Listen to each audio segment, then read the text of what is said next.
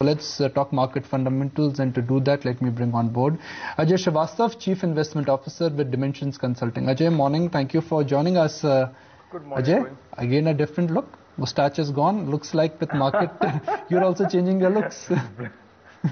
No. Blame it on the US immigration. Okay, markets clearly are changing colors. The mood is changing on a daily basis. No, I think there is no change in the mood. I think the mood is very clear after a trip back. And, the point is that we have seen now very clearly that for the next 12 months, we don't see any major reason to buy into the Indian market, at least in the foreseeable future, barring stock-specific movement, which are news-driven movements in the stocks. Otherwise, as a pure market, I don't think any reason to buy this market where we will see consumer demand being pretty mediocre or maybe lukewarm.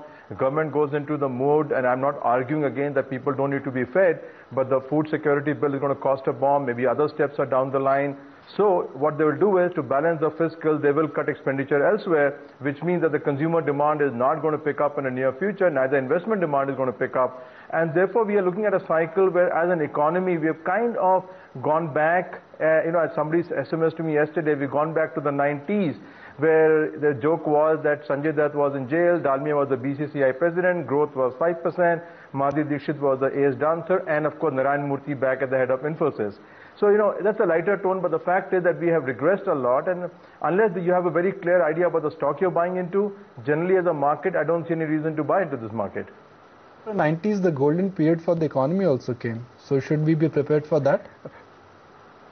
Well, there'll be time. There will be time, but I hope we don't go back to the 80s, right? Ajay, but the consensus on the street is that most of the macro data is behind us. GDP has bottomed out. Earnings have bottomed out. Margin expansion is at play. So incrementally, things will only improve. Well, I don't know whether that I subscribe to this school of thought, because I think in the next 12 months, the concept called improvement has its own issues around it, in the sense that can the demand pick up? I think that's a crucial point. Will the interest rates start to come into the system as on a reduced basis? And I think on both parameters, we would believe that the answer is no. So yes, maybe the worst is over, but I don't think for the stock market worst is not over, because if the demand doesn't start to climb up in the third quarter of this year, which is the main season, I think then the problem starts to become much bigger than what we've anticipated. Number two, the valuations are not cheap anymore. Most stocks are valued pretty richly at this point of time.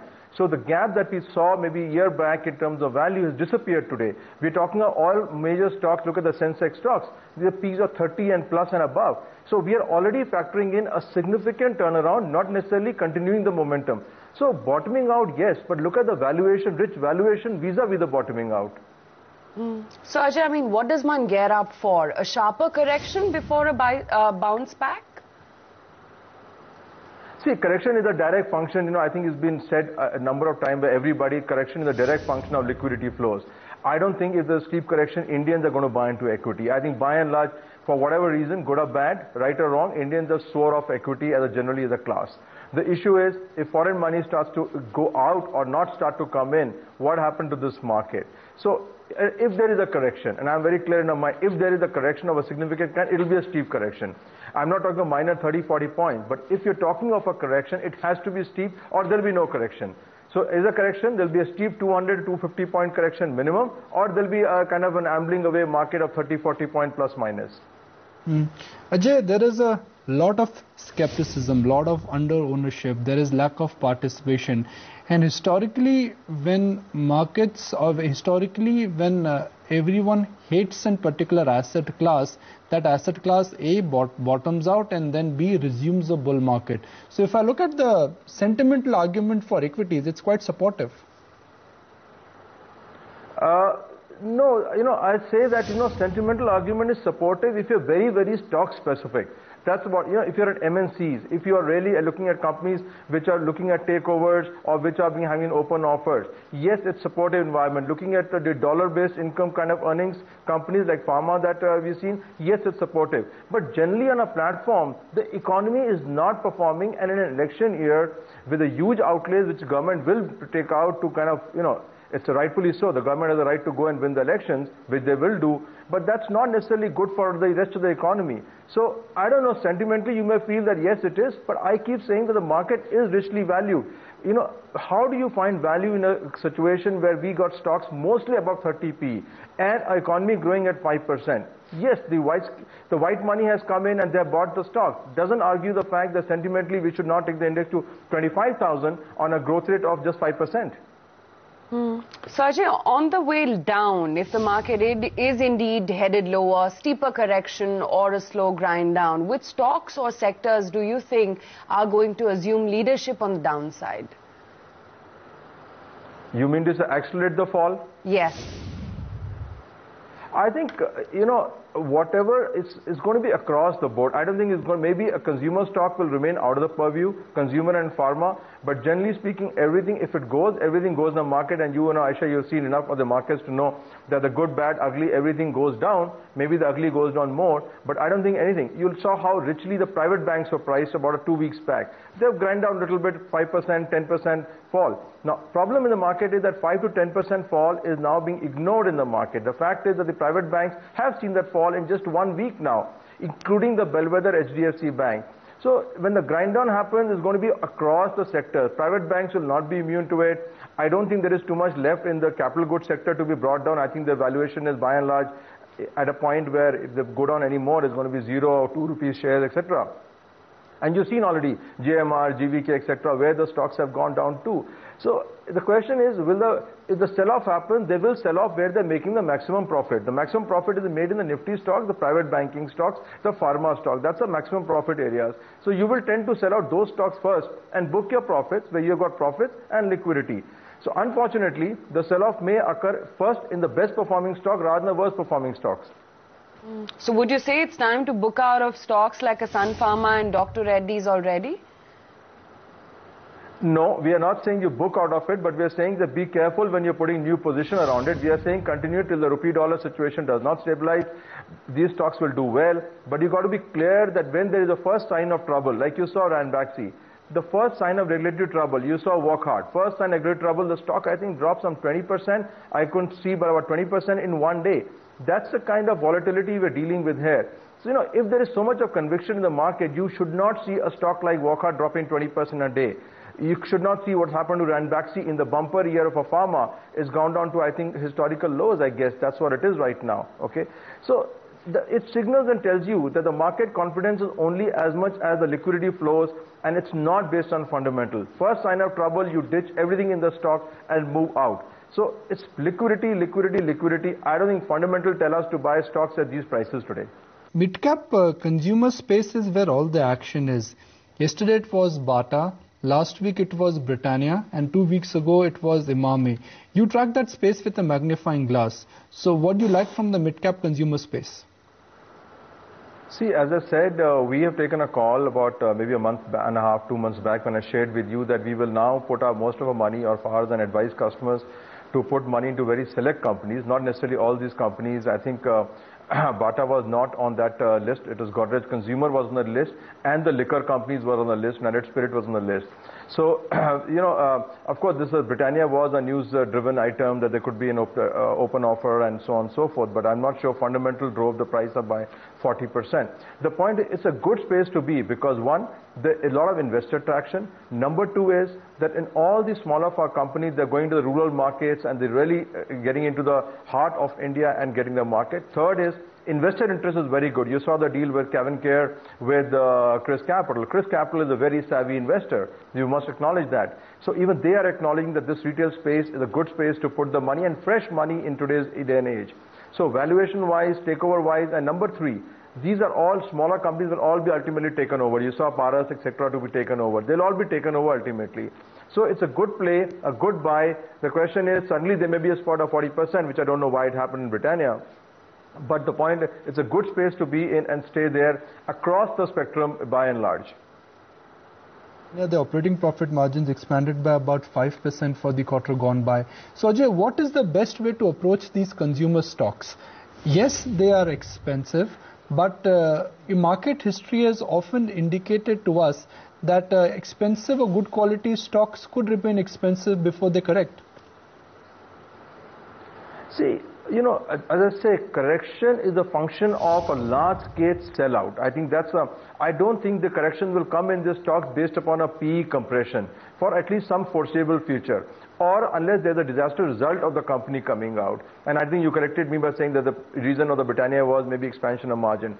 So the only reason that I think the correction can come in the stock is a large-scale sellout, which we do not foresee. So the strategy that we advise our customers is buy, keep buying when wherever is a correction of 10, 15, 20%, and believe me, every stock goes to that correction.